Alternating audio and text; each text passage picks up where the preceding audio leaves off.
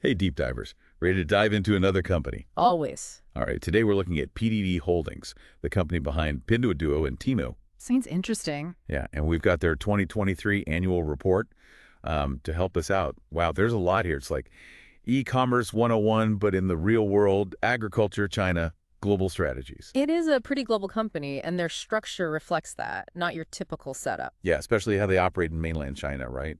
The report mentions something called a variable interest entity, VIE. Right. So some Chinese sectors restrict foreign ownership. Oh, So yeah. PDD Holdings operates through this VIE. Essentially, they get the benefits of the VIE's operations in China, but without directly owning it. Complex, but the takeaway is that this VIE structure is driving a lot of their revenue. Interesting. So VIE aside, let's talk about those platforms, Pinduoduo and Temu. Pinduoduo is already huge in China, particularly in the agricultural sector. And they have this Help the Farmers channel, directly connecting farmers with consumers. Really innovative approach to agriculture. Cutting out the middleman, consumers can place bulk orders, it creates economies of scale. So everyone saves money. Exactly, costs are lower for everyone. Plus, PDD Holdings invests in training programs for these farmers and partners with agricultural institutions. It's about food quality A&D sustainability. That's impressive. But, I, I mean, there must be challenges with this, no? While Chinese e-commerce is incredibly competitive, Right. and keeping those farmers happy, they're essentially the suppliers, that's crucial, making sure they stick with the platform. It all depends on nurturing those relationships. Makes sense. Okay, so that's Pinduoduo, the ag powerhouse. What about Temu?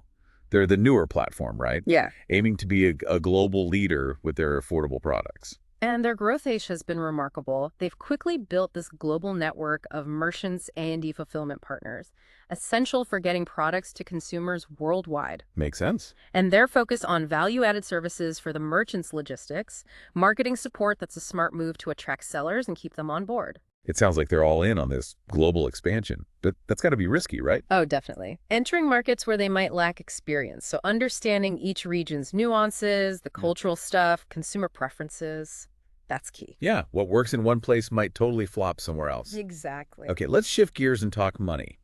What stood out in the 2023 financial report? Significant revenue growth in 2023. That's the big one.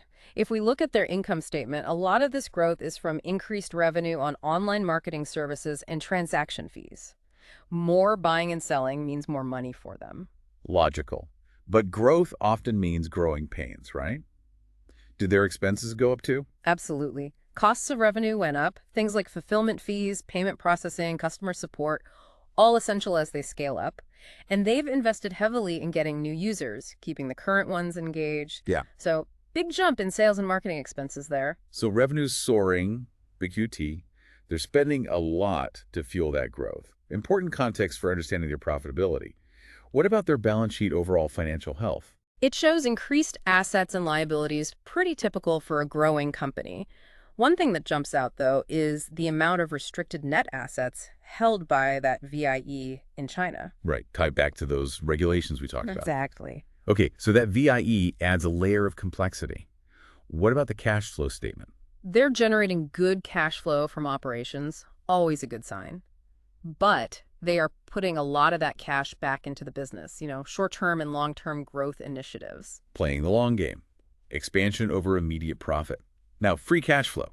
Admittedly, a term I'm still wrapping my head around. Sure, free cash flow is the cash left after a company covers its operating expenses. A&D, its capital expenditures.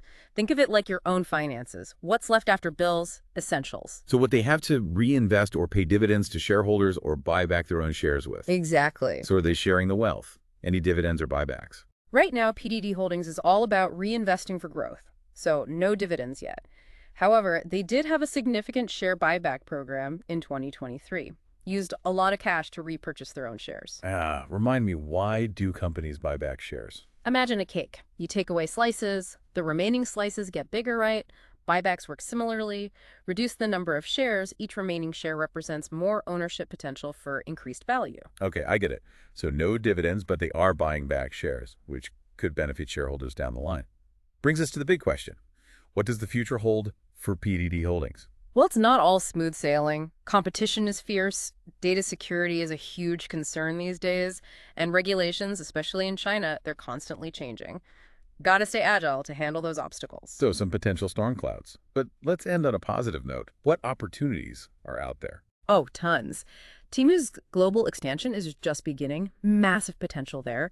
They can build on those agricultural initiatives, really take connecting farmers and consumers to the next level. And don't forget technology. PDD Holdings is in a prime position to use things like AI, big data, optimize operations, personalize that shopping experience. That sounds like they're on the cutting edge. They really are. It'll be interesting to see what they do next. They're doing some cool stuff with those recommendation algorithms, like tailoring the shopping experience using data. It's pretty wild. I think, yeah, PDD Holdings definitely a company to watch. Strong financials, clear vision. They're ready to shake things up. I'm curious about the trends they're seeing, particularly in China. We talked about Pinduoduo's agricultural initiatives, but what else is going on there? One thing that stands out is their emphasis on what they call interactive commerce. It's about going beyond just, basic online shopping, creating more engaging ways for people to shop, like think live streaming events, games, group buying, all built in. So it's more about a shared experience, Yeah. less about just browsing and clicking alone. Exactly. They're bringing in that community aspect, making it fun. That's powerful for keeping customers around. What about their growth strategy for Pinduoduo? Staying focused on China or going global? For Pinduoduo, it's China first. They've already got this huge user base there, and they're constantly innovating to grab even more market share. One key thing is expanding beyond just selling goods, offering services too, travel bookings, food delivery, even healthcare. Like they're building their own little world, everything a consumer could need. Yeah, a one-stop shop. Becoming indispensable to their users, that's the goal. That makes a lot of sense. And Temu, with their global goals, what's their plan? Temu is all about rapid expansion, aggressive entry into new markets, building that brand awareness, setting up efficient supply chains. They want to be known for quality products, but at very competitive prices. Speed, value, and a global mindset. Got it. But let's get into the nitty-gritty of these financials. Any specific numbers that jumped out at you from this 2023 report? Well, we talked about that phenomenal revenue growth. Big increase year over year, driven by online marketing services and transaction fees. But if we look closer at the income statement, their gross profit margin, that's a key profitability measure, it actually dipped a bit compared to the previous year. Huh, that's interesting. Why would profitability go down if revenue's going up so much?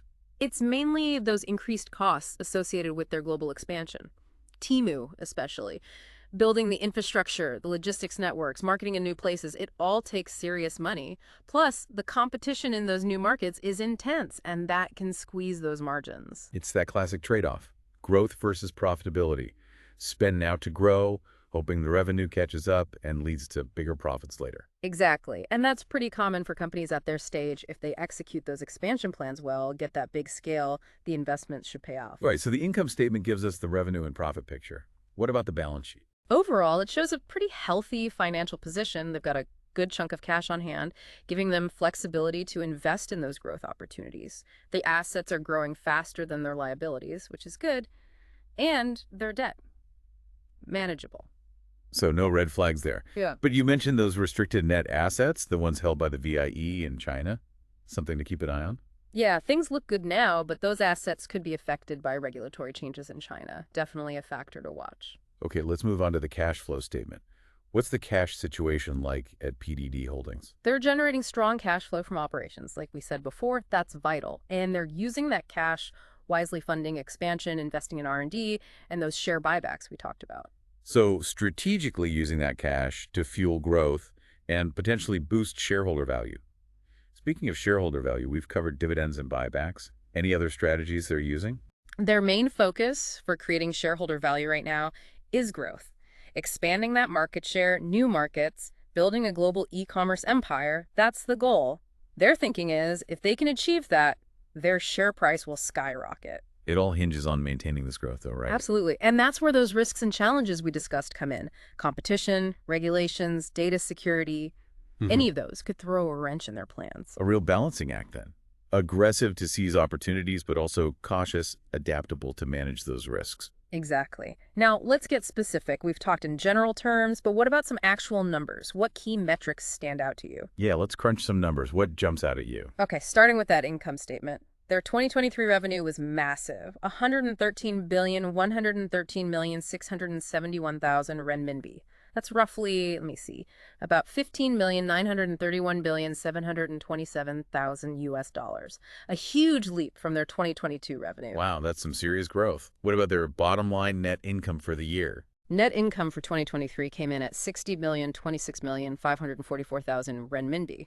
That's about 8,454,562,000 US dollars.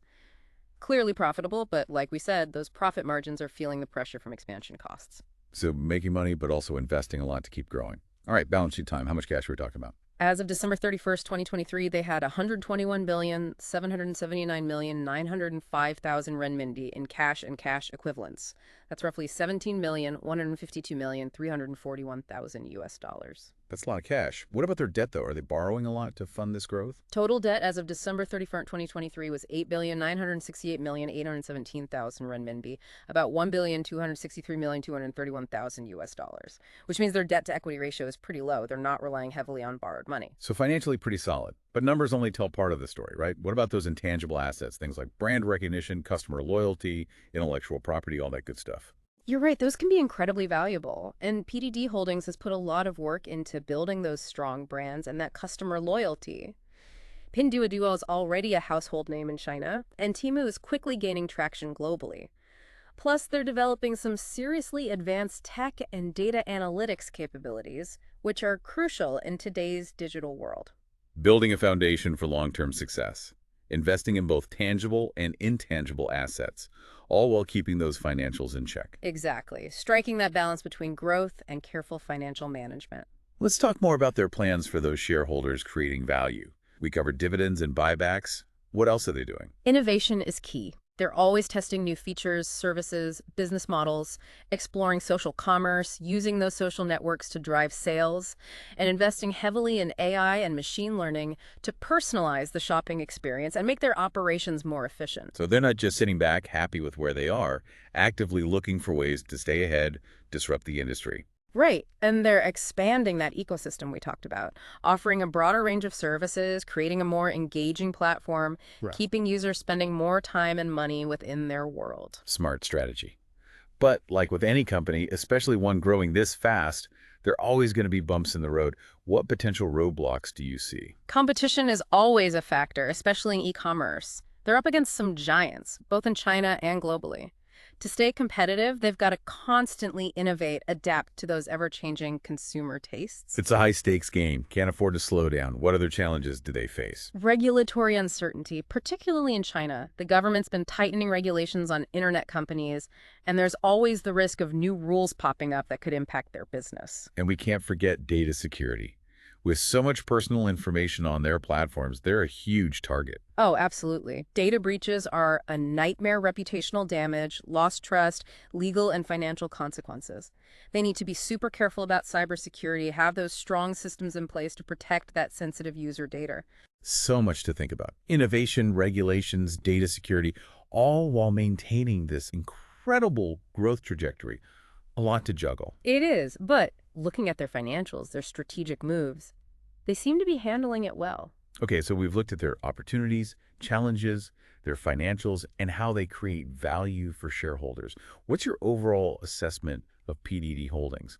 What should our listeners be thinking about after this deep dive? I think PDD Holdings is a really dynamic, innovative company with huge potential. That rapid growth, their focus on both consumers and merchants, the technology angle, those global ambitions, they're a force to be reckoned with. But as we've said, not without their vulnerabilities. Competition, those regulations, data security concerns, those could all have an impact. For sure, whether they reach their goals will depend on how well they navigate these challenges and execute their plans. It's going to be fascinating to watch how it all plays out. I agree.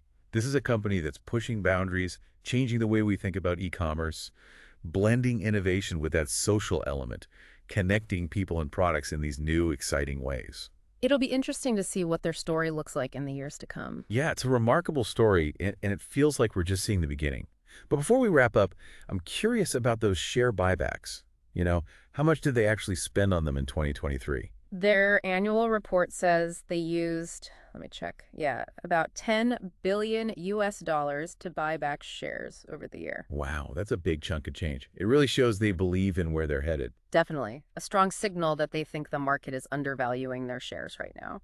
So for someone trying to understand like PDD Holdings' place in the whole e-commerce landscape, what would you say are their biggest strengths? I think they've really nailed connecting with consumers authentically in a way that's engaging. Their focus on interactive commerce is a perfect example.